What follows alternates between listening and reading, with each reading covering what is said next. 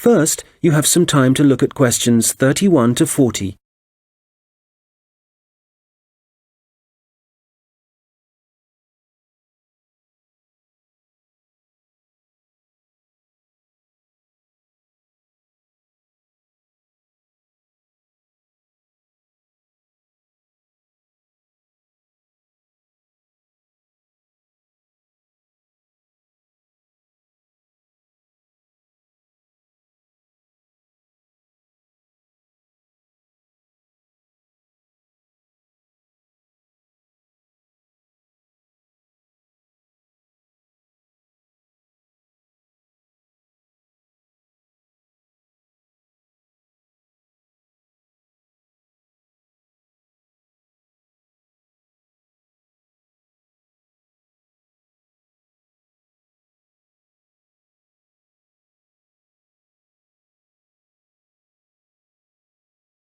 Good morning. Today, we're thinking about the way that technology is influencing our social structures and the way we interact with one another. Humans, as we know, have always lived in groups. Without this arrangement, our species would have died out long ago. But now, the way we see and define our group is changing. I'd like to start by mentioning the research of American sociologist Mark Granovetter in 1973.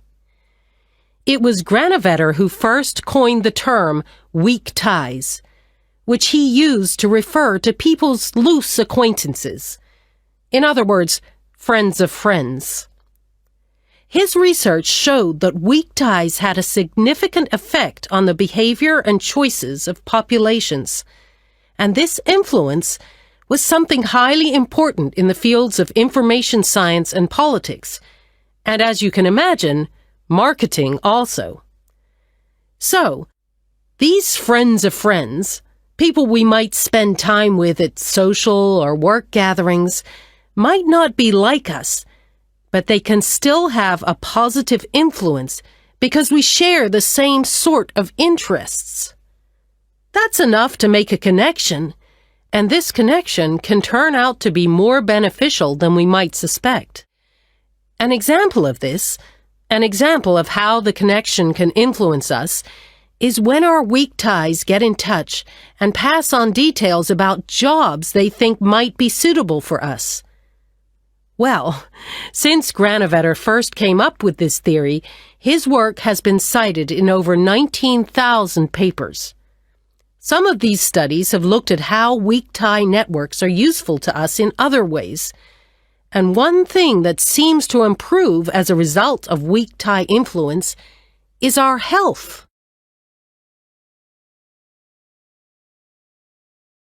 Today, our number of weak tie acquaintances has exploded due to the internet, to the phenomenon of online social networking. This is still a relatively new way of communication, something that has a huge amount of potential. But also, as with any invention, it brings with it a new set of problems. Let's start with the benefits. Without question, online social networking allows us to pass on the latest news, to be up to date with local and global events, and for many, this information comes from sources more trustworthy than local media. So this is one clear point in favor of online social networking.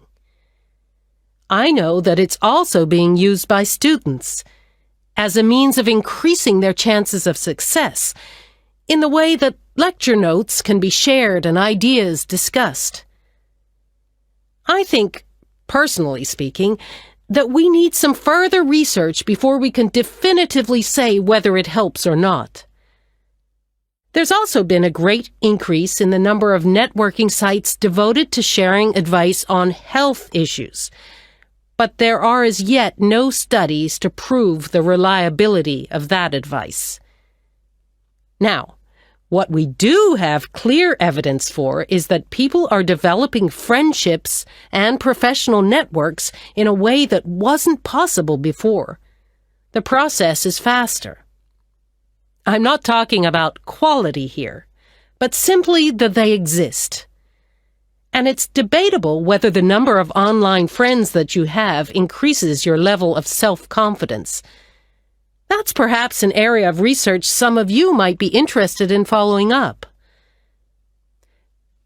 Turning to the problems, there are any number of articles connecting online activity to falling levels of physical fitness. But it's too easy to blame the internet for our social problems. The poor grades of school children are also frequently linked to the time spent on social networking sites. But it would be naive to believe there are no other contributing factors. One real concern, however, is the increase in the amount of fraud, where, for example, people are using the personal data of others, which they've put online, for criminal purposes. This kind of activity seems likely to continue. And then, certainly for employers, online social networking sites have provided a great time-wasting opportunity, reducing productivity like never before, and I doubt they can put a stop to this habit, no matter what restrictions are in place. We'll come back to these issues in a minute, but I'd like to say something about the theories of Robin Dunbar, an anthropologist at Oxford University. Dunbar has found that the human brain has evolved in a way that means we can only give real attention to a particular number of people. 150, apparently. So, for example, if the number of friends on your online network is greater than that, according to Dunbar, this would imply the relationships are only superficial. Dunbar is not against online relationships, but he maintains that face-to-face interaction is essential for the initial creation of true friendship and connections. He's concerned that for young people, if their only experience of forming relationships is online, this doesn't allow them to form the ability or acquire the strategies for maintaining relationships.